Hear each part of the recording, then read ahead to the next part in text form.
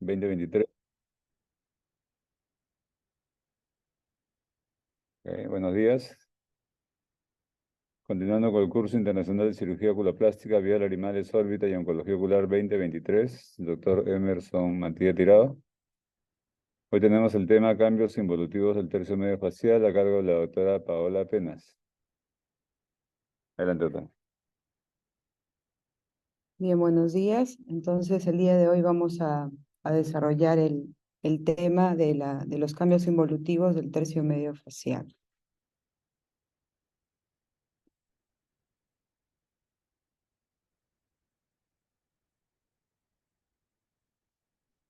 Bien, los objetivos de esta charla va a ser conocer la topografía y anatomía del tercio medio facial y correlacionar esta anatomía de las estructuras del tercio medio con los cambios debidos al envejecimiento. Para empezar, vamos a ver cuál es la topografía del tercio medio facial, ¿no? El tercio medio facial va a estar ubicado, si es que nosotros colocamos una línea en la parte superior que va del canto medio al canto lateral, y en la parte inferior lo que viene a ser el surco nasolabial, y hacia la zona externa podemos poner una línea por debajo del borde inferior del trago hacia la comisura labial. Entonces toda esta zona va a estar delimitada y va a ser lo que consideramos como el tercio medio facial.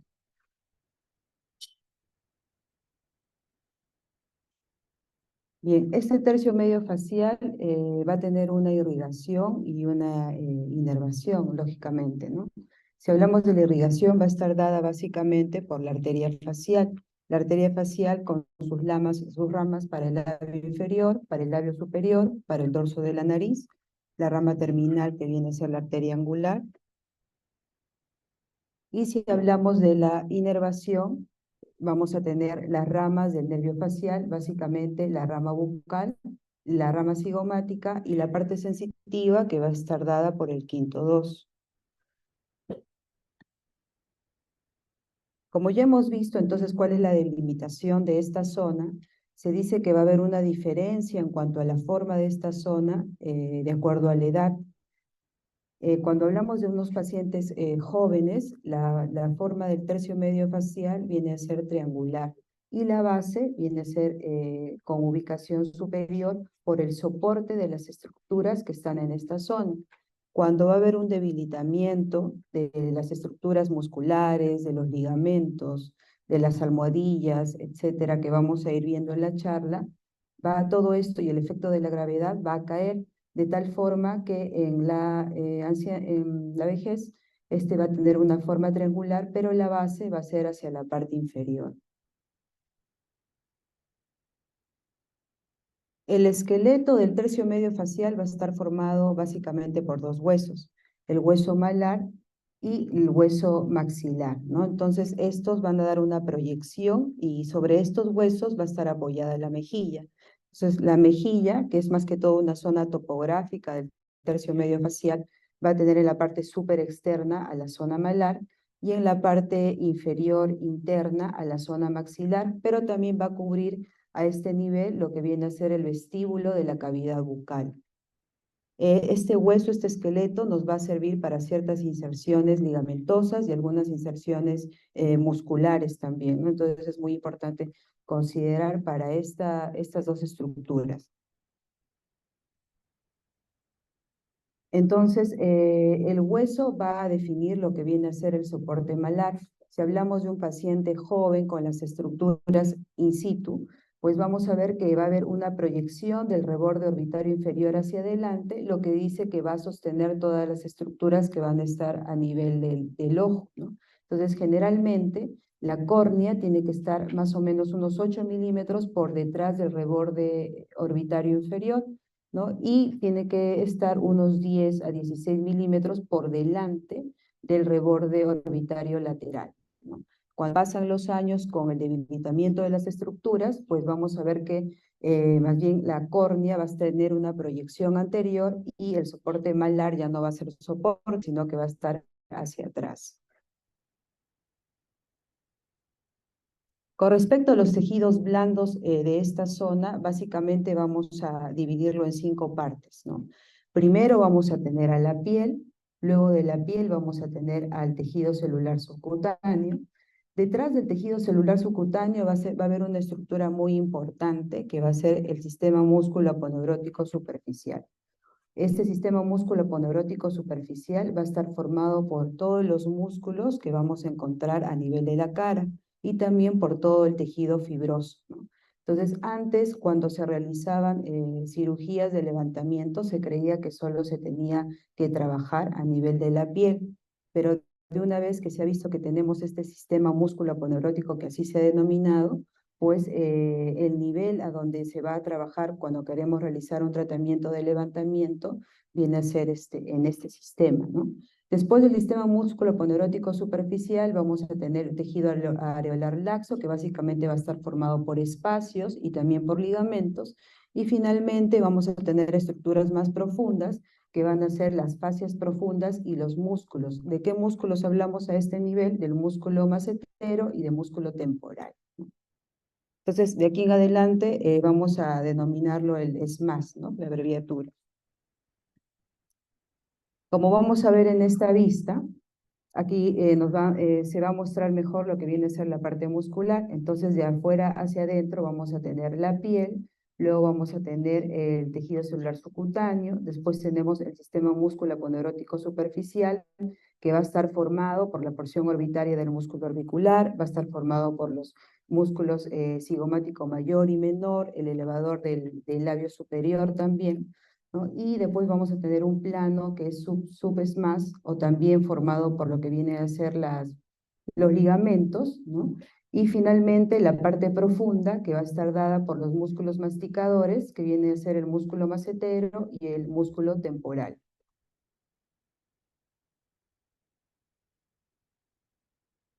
Este sistema músculo aponeurótico superficial va a tener septos fibrosos, y estos septos fibrosos van a ingresar hacia la dermis. Entonces se dice que tiene una inserción hacia la dermis. Es por ello que cuando hay contracción de los músculos faciales, va a haber una movilización también de la piel y de toda la estructura anterior, ¿no? Y en algunas zonas también va a tener inserciones hacia los huesos, hacia el reborde orbitario, ¿no? Y básicamente sus inserciones hacia los huesos van a ser a nivel de los músculos que se van a encargar de la apertura o del cierre de orificios. En este caso sería de la porción orbitaria del músculo orbicular y de los elevadores y depresores bucales, ¿no? Entonces, cuando como va a estar formado por tractos fibrosos, estos tractos fibrosos van a tener fibras de elastina. Cuando estas fibras de elastina degeneran, pues va a dar lugar a un descenso del SMAS, ¿no? Y al darse lugar al descenso del SMAS, vamos a tener formaciones que van a darse durante el envejecimiento, como la formación de los festones malares, el ectropion del párpado y también el prolapso de la grasa orbitaria. Bien, como habíamos mencionado entonces, topográficamente en el tercio medio facial vamos a encontrar una estructura, por llamarlo así, que viene a ser la mejilla, ¿no? Entonces la mejilla va a estar delimitada la parte superior por el párpado inferior, luego tenemos el pliegue nasolabial y finalmente una convexidad donde termina la zona del rostro, la cara. Entonces, cuando un paciente es joven, toda esta estructura va a estar fija, va a ser media redondeada y regular. Cuando vamos a tener pacientes ya con los cambios secundarios al envejecimiento, esta estructura va a descender y va a cambiar. Entonces vamos a tener una mayor, se va a marcar el surco nasoyugal, que viene desde el canto medio hasta la línea medio pupilar. Luego vamos a tener el surco pálpebro-malar, que también va a estar descendido, y finalmente hacia la parte inferior el surco malar, que más o menos va a estar paralelo al surco nasolabial, ¿no? Entonces, estas estructuras van a delimitar 3 espacios. El espacio o segmento palpebral, que en un paciente joven se llama zona palpebromalar y que viene a ser una zona de menor longitud, ¿no? Con el descenso de los tejidos y el debilitamiento, esta zona se va a ampliar. Entonces, es el segmento palpebromalar. Luego vamos a tener debajo del surco nasoyugal y el surco malar el área infracigomática, y finalmente entre el surco pálpebro-malar y el surco malar, el montículo malar. Entonces, las dos primeras zonas, el segmento pálpebro-malar y el área infracigomática, van a ser zonas móviles, ¿no? Porque una está adherida al movimiento del párpado y la otra al movimiento de la boca. Pero la zona que es más fija viene a ser la zona del montículo malar. Entonces, se dice que en esta zona es donde se van a formar las líneas de expresión inferiores y también las líneas debidas a la sonrisa cigomática, en la zona del montículo malar. Los tejidos blandos que van a estar a este nivel son muy importantes porque el debilitamiento de ellos también llevan a los cambios del envejecimiento, ¿no? Una estructura muy importante que hay que recordar aquí viene a ser la grasa suborbicular ocular.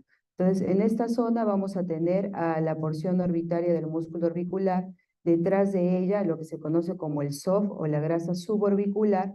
Tenemos luego el espacio presigomático y finalmente lo que es la grasa preperióstica. Como vemos aquí, estas estructuras van a estar sostenidas por ligamentos. El ligamento de retención orbicular y los ligamentos cigomáticos. Si estos ligamentos se van a poner más laxos, entonces va a haber una caída o un descenso de estas estructuras, sobre todo de la que viene a ser la grasa suborbicular. Cuando cae la grasa suborbicular, esto va a formar lo que le llaman las bolsas malares, ¿no? Desde otra vista, vamos a ver a este espacio presigomático que estaba por aquí. Detrás de este espacio presigomático vamos a tener la inserción de músculos muy importantes de la expresión facial y también de la masticación, de la apertura y cierre bucal. Y acá tenemos la inserción de los músculos cigomático mayor, cigomático menor y del elevador del labio. Entonces, y bueno, por detrás también hay una grasa preperióstica, como lo vimos por aquí, y por delante la grasa del SOF, ¿no?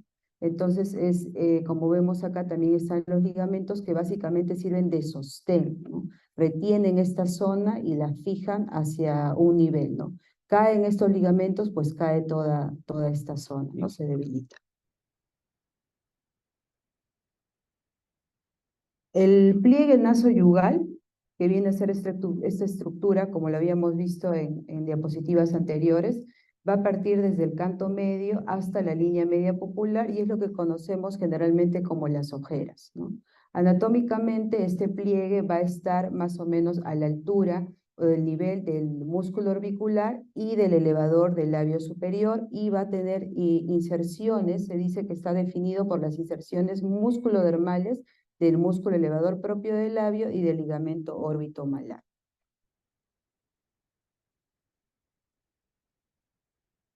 Dentro de los cambios involutivos tenemos una estructura que viene a ser la grasa malar. Esta grasa malar va a tener una forma triangular, ¿no? Y normalmente el borde o la base de este triángulo, el borde superior de la grasa malar, va a estar por encima o cubriendo o superficial a la porción orbitaria del músculo orbicular. Por lo tanto, también estaría superficial al SOF, ¿no? A la grasa suborbicular. Entonces, esto es lo que normalmente debemos observar en un paciente joven. ¿Qué pasa con los años, ¿no? Cuando pasan los años, vamos a ver que esta grasa va a estar sostenida por el ligamento órbito-malar.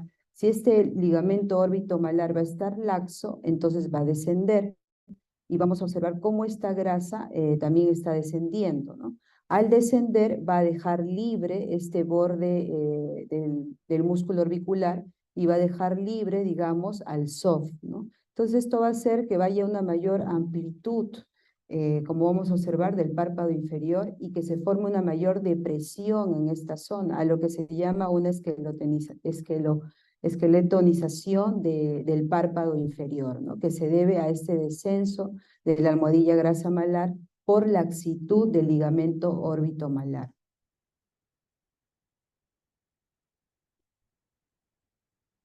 Entonces, como observamos aquí, acá tenemos la deflación o el descenso de la almohadilla malar.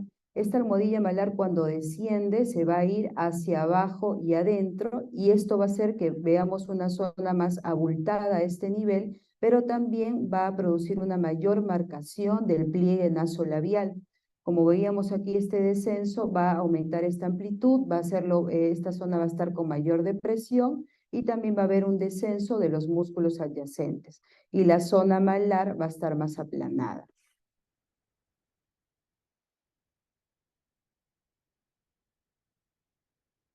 En esta imagen lo que se quiere ver básicamente es cómo es que se va a dar, si es que se da el descenso del soft, vamos a ver también que vamos a tener un descenso de lo que viene a ser las bolsas retroseptales, ¿no? Entonces, aquí vemos un paciente joven con los ligamentos de retención que van a estar fijos, ¿no? Y también el ligamento malar, o sea que están dentro de la posición normal, por lo tanto acá va a estar la ubicación del soft dentro de la posición normal y también de la grasa retroseptal, y cuando pasan los años y hay una distensión de los ligamentos, va a haber un descenso de este soft. Al haber un descenso de este soft, se va a observar, lo que vamos a observar en el paciente es un abultamiento en la zona malar. Entonces se dice que el descenso del soft es lo que va a provocar a las bolsas malares, ¿no? Y luego de ello, pues también vamos a ver las herniaciones grasas que van a estar por encima del reborde orbitario inferior. Entonces, como vemos en esta figura, ¿no? Aquí tenemos al soft, que habíamos visto en una imagen anterior. Aquí tenemos el espacio presigomático, tenemos la grasa preperióstica, el ligamento retenedor del orbicular también. Entonces, todas estas estructuras, si cae el soft, lo que va a mostrarse como proyección en la cara del paciente vienen a ser las bolsas malares, ¿no? Que están bien marcadas en esta figura.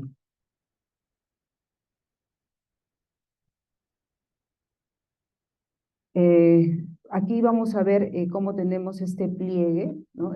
El pliegue normalmente tiene que estar por encima del reborde orbitario inferior, pero cuando hay descenso de las estructuras por debilitamiento, teóricamente el pliegue se debería ver a este nivel, pero vemos que se ve muy por debajo de esta zona, ¿no? Muy por debajo del reborde inferior, y tenemos acá las herniaciones grasas de la grasa retroseptal.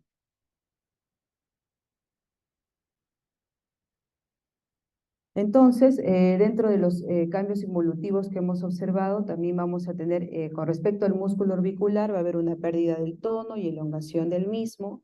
Con respecto al ESMAS y a los ligamentos, vamos a tener una pérdida de soporte, como lo hemos visto. El ESMAS va a perder las fibras o los tractos fibrosos que se insertan básicamente a la dermis, porque se va a perder estas fibras de elastina, y también los ligamentos que van a estar más laxos. Entonces esto permite la caída del soft, la caída de la grasa retroseptal, y también va a haber un debilitamiento del septum orbitario, y eso contribuye también a que se formen las hernias grasas, ¿no?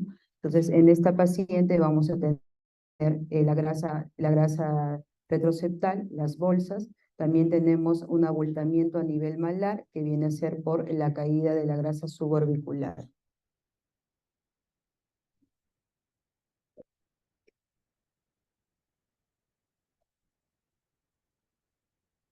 Entonces, aquí vamos a ver más o menos en una vista lateral cómo es que se debe observar la proyección de un paciente joven y en un paciente adulto mayor. Entonces, en el paciente joven vamos a tener, esta tendría que ser la zona correspondiente al orbicular y la grasa malar, que es una zona mucho más aplanada, ¿no? Y en un paciente con cambios involutivos, con cambios propios del envejecimiento, vamos a tener la zona orbicular, la grasa orbitaria retroseptal que está herniada o protruida, ¿no? Y esto va a hacer que esta estructura que se llama arcos marginales, que básicamente va a ser las inserciones del septo a nivel del reborde orbitario, en este caso el reborde orbitario inferior, esté más marcado. Y finalmente tenemos también el descenso del soft, que va a formar la grasa malar, y se van a formar acá dos convexidades, ¿no?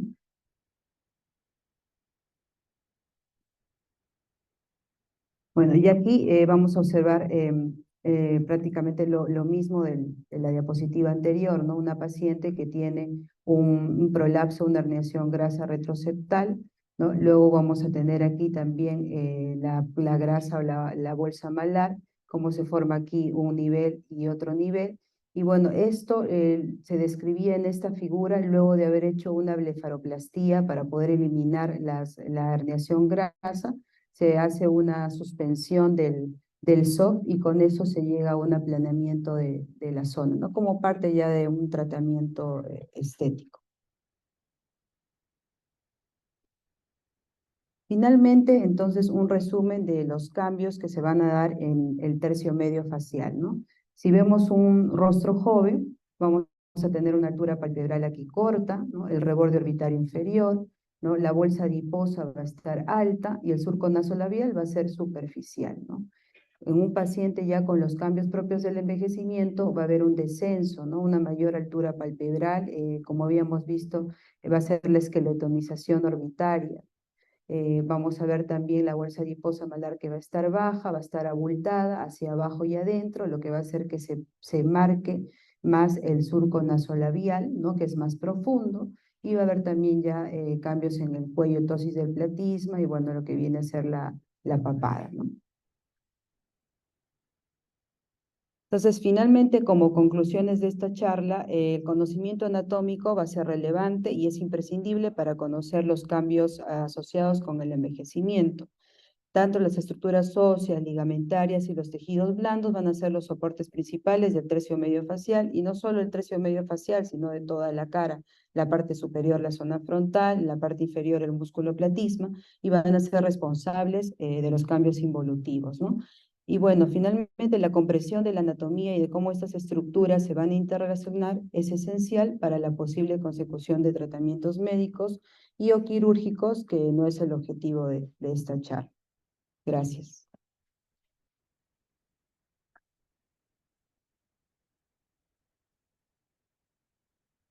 No sé si hay alguna pregunta.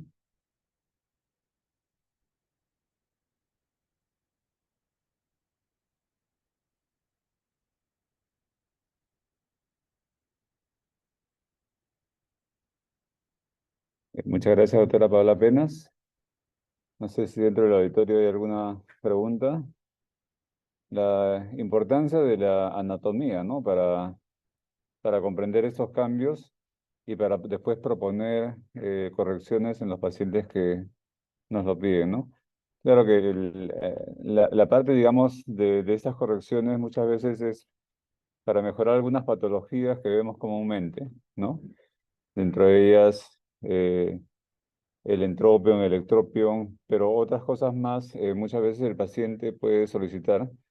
No ha estado dentro del alcance de esta exposición ver la parte de la corrección quirúrgica, pero de todas maneras, si es que tiene alguna pregunta con respecto al tema. ¿Hay alguna pregunta en el chat? ¿No? Sí, había una pregunta. ¿Puedo llegar? Ajá. Pepe, Jorge.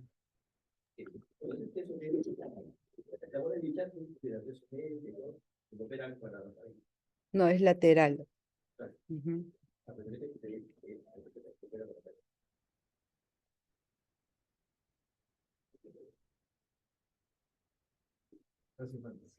Porque ahí no me escuchaba la pregunta. Doctor, buenos días. Hay una pregunta de la doctora Tania Rodríguez. Comenta si los ejercicios de yoga facial ayudan a reducir la velocidad del proceso involutivo. No sé si la doctora ha repasado algo sobre esto. Bueno, la verdad que no tengo conocimiento acerca de ello, ¿no? Sí habría que revisar si es que puede tener algún efecto, ¿no? Para evitar este proceso. Más adelante me parece que vamos a tener una charla adicional, ¿no? Sobre cosmética facial, ¿no? Probablemente se toquen ahí estos temas, pero interesante la pregunta. Y bueno, da la oportunidad para poder leer, ¿no? De hecho, la musculatura, cualquier parte de la musculatura de nuestro cuerpo y los ligamentos van a sufrir el efecto de la gravedad con el paso de los años, el debilitamiento de los tejidos, ¿no? El entrenar, el hacer movimientos en todas estas zonas puede ayudar a preservarlos, ¿no? ¿Quiere aportar algo? ¿Quieres decir algo? No. ¿Alguna otra pregunta por ahí? Ok, gracias. Bueno, en realidad es interesante toda esta presentación porque el- la parte de oculoplástica en Estados Unidos en realidad es oculofacial, ¿no? Si ustedes se han dado cuenta, pues parte de lo que se ha expuesto acá habla sobre el envejecimiento y las etapas de envejecimiento, ¿no? Es importante conocer todo esto porque de ahí van a partir o sea, de ahí parte el tratamiento, ¿no? Entonces uno cuando ve al paciente ve todas estas cosas para definir un tratamiento mínimamente invasivo o un tratamiento quirúrgico, ¿no? Mínimamente invasivo me refiero a emplear, comenzar a emplear sustancias, ¿no? Ya sea toxina botulínica o ya sea rellenos, ¿no? Los rellenos son de varios tipos, ¿no? Entonces hemos usado rellenos desde de hace casi como más de 50, 60 años, ¿no? Y la grasa autóloga también se ha empleado inclusive hasta mucho tiempo antes, ¿no? Últimamente la Sociedad Peruana de Oftalmología y la parte oculoplástica estuvimos al término de una ley, ¿no? Porque ustedes sepan, ahorita se está haciendo modificaciones a la ley para que nuevamente podamos colocar los rellenos sin ninguna restricción, ¿no? Bueno, para el uso de relleno, para el uso de estos primero, ¿no? De esto parte básicamente tratar de evitar envejecimiento, ¿no? Se han hablado de los vectores, generalmente de envejecimiento sale un vector negativo, ¿no? Que obviamente eso se tiene que corregir con toxinas, no con toxinas, sino con rellenos, ¿no? Colocar rellenos básicamente en la zona malar, ¿no? Eso es una clase muy grande, ¿no? Entonces, pues sí tienen que saber que existen todas estas cosas, ¿no? Si ya uno no puede tratarlo esto con rellenos, ¿no? Generalmente tratamos rellenos en esta zona glabelar, en esta zona malar, zonas glavelares no se tratan generalmente con rellenos por los riesgos que pueden tener de obstrucciones arteriales, ¿no?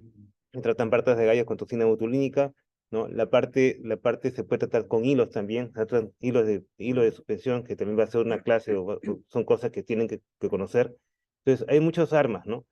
Esa es la parte de la sustentación de tejidos, ¿no? La otra parte que hay que mejorar también, la parte oculofacial, viene a ser la parte de mejorar la piel, ¿no? La síntesis de colágeno. Entonces estamos hablando de esto de usar varios tipos de productos, ¿no? Para eso va a haber una clase el día 27, va a haber una clase importante sobre esto, y también en el Congreso Peruano de Oftalmología también se va a hablar mucho de estas sustancias, ¿no? Son sustancias que se emplean, a diferencia de lo que son toxinas y rellenos, se emplean para mejorar este tipo de cosas. Aparte de eso, hay también otros mecanismos más que son los láseres o las radiofrecuencias, que también estimulan la síntesis de colágeno, ¿no? Entonces, tenemos muchos aparatos actualmente para poder mejorar la estética facial, ¿no? Solamente hay que conocerlas y hay que emplearlas, pues, ¿no? ¿Ya? Y esta clase de acá es la parte introductoria a todo esto. Pues eso ha sido el fin del curso, tratar de darles a ustedes las bases para que uno pueda estimularse un poco más y tratar de ver todas estas cosas que existen, ¿no? ¿No? En los congresos actualmente de oculoplástica, pues se habla mucho de todo esto, ¿no? En Sopanova actualmente también, la parte de estética facial, tuvieron básicamente como 2 módulos de todo esto, ¿no? Y se hacen talleres también, tanto de toxina como de rellenos. También se hacen talleres de hilos, ¿no? Hilos de PDO, que es los que más se emplean también, ¿no? Y bueno, cualquier pregunta que tengan de estas son preguntas que pueden ir orientadas a cómo usarlos, ¿no? Pero estos son cosas importantes, ¿no? Y bueno, y son bastante largas de explicar, ¿no? Gracias. Ujú. Gracias, doctor, por su comentario. Tenemos un aporte de la doctora Virnalis Repeto, ¿no? Refiere que el conocimiento de la ubicación de los ligamentos e inserción son muy importantes en las técnicas de lipodenostructuración facial y mesoterapia. Si el conocimiento de esta anatomía no podría saber qué plano trabajar y mejorar. Gracias, doctora, por su comentario. ¿Algo que quieras agregar, no? Bueno, obviamente el tema da para más, pero este es como un estímulo para los que quieran revisar sobre esto. Como ya mencionó el doctor Velasco, vamos a tener un espacio adicional dedicado a esto. Les estaremos avisando previamente. Por ahora eso es todo y les damos gracias por la atención a esta charla. Gracias. Gracias. Recordar que mañana tenemos la presentación del doctor Antonio Quintero, quien manda también unas felicitaciones y muy clara presentación. Saludos, doctor. Gracias. Luisa no expulsas. Pero